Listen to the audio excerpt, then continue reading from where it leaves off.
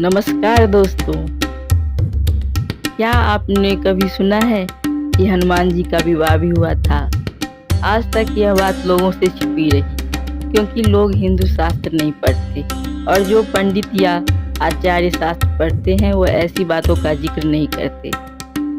लेकिन आज मैं आपको बताने जा रही हूँ हनुमान जी का एक ऐसा सच जिसे जानकर आप हैरान रह जाएंगे। हनुमान जी की पत्नी का नाम सुवर्चला था।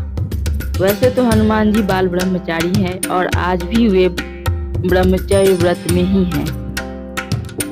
विवाह करने का मतलब यह नहीं कि वह ब्रह्मचारी नहीं रहे। कहा जाता है कि पराशर संहिता में हनुमान जी की किसी खास परिस्थिति में ही विवाह का जिक्र है। कुछ विशेष परिस्थितियों के कारण ही बजरंगबली को सुवर्चला के साथ विवाह का संबंध बांधना पड़ा। इस संबंध में एक कथा है कि हनुमान जी ने भगवान सूर्य को अपना गुरु बनाया था। हनुमान जी भगवान सूर्य से अपनी शिक्षा ग्रहण कर रहे थे। सूर्य कहीं नहीं रुक सकते थे, इसलिए हनुमान जी को सारा दिन भगवान सूर्य के साथ उनके रथ के साथ साथ उड़ना पड़ा। भगवान सूर्य उन्हें तरह तरह की विद्याओं का ज्ञान देते, लेकिन हनुमान जी को ज्ञान देते समय सूर्य के सामने एक दिन धर्म संकट खड़ा हो गया। कुल 9 तरह की विद्याओं में से हनुमान जी को उनके गुरु ने 5 तरह की विद्या तो सिखा दी, लेकिन बची 4 तरह की विद्याएं और ज्ञान ऐसे थे जो केवल किसी विवाहित को ही सिखाया जा सकता था। हनुमान जी पूरी शिक्षा लेने का प्रण कर चुके थे और इससे कम पर वे मान नहीं रहे थे। इधर भगवान सूर्य के सामने संकट था कि वे धर्म के अनुशासन के कारण किसी अविवाहित को कुछ विशेष विद्याएं नहीं सिखा सकते थे। ऐसी परिस्थिति में सूर्य देव ने हनुमान जी को विवाह की सलाह दी।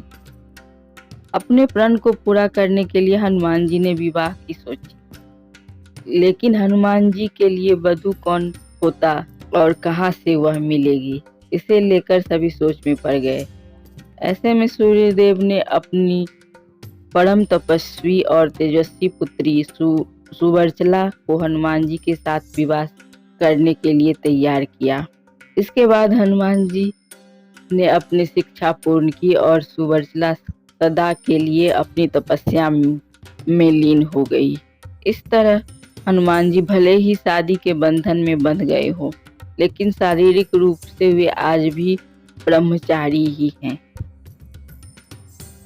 पवन पुत्र हनुमान जी बाल ब्रह्मचारी थे, तब कैसे उनका कोई पुत्र हो सकता है? वाल्मीकि रामायण के अनुसार उनके पुत्र की कथा हनुमान जी के लंका दहन से जुड़ी हुई है।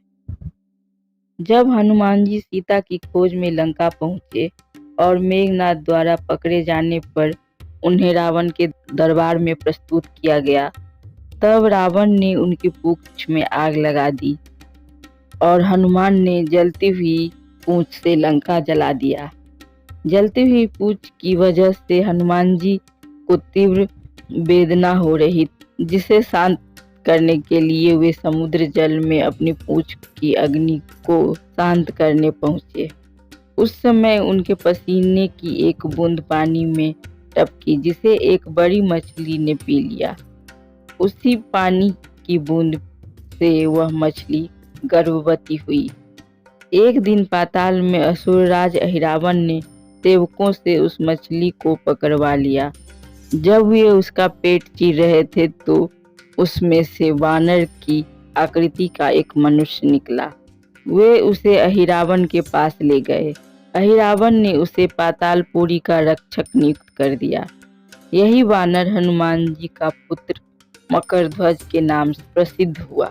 जब अहिरावण श्री राम और लक्ष्मण को देवी के समक्ष बलि चढ़ाने के लिए अपनी माया के बल से पाताल ले गया, तब श्री राम और लक्ष्मण को मुक्त करने के लिए हनुमान जी पाताल लोक तक पहुँचे और वहां उनकी भेंट मकरध्वज से हुई। हनुमान जी को देखकर मकरध्वज ने अपनी उत्पत्ति की कथा सुनाई। हनुमान जी ने अहिरावण का वध कर प्रभु श्री राम और लक्ष्मण को मुक्त कराया और मकरध्वज को पाताल लोक का राजा नियुक्त किया और उसे धर्म के मार्ग पर चलने की प्रेरणा दी। अगर आपको ये वीडियो पसंद आया हो तो इसे लाइक कीजिए और अपने जानने वालों के साथ शेयर कीजिए। साथ ही चैनल को सब्सक्राइब करना और बेल आइकन को दबाना ना भूलें। अगर दोस्तों आपके पास कोई सवाल या सुझाव हो तो कमेंट सेक्शन में बताना ना भूलें। धन्यवाद।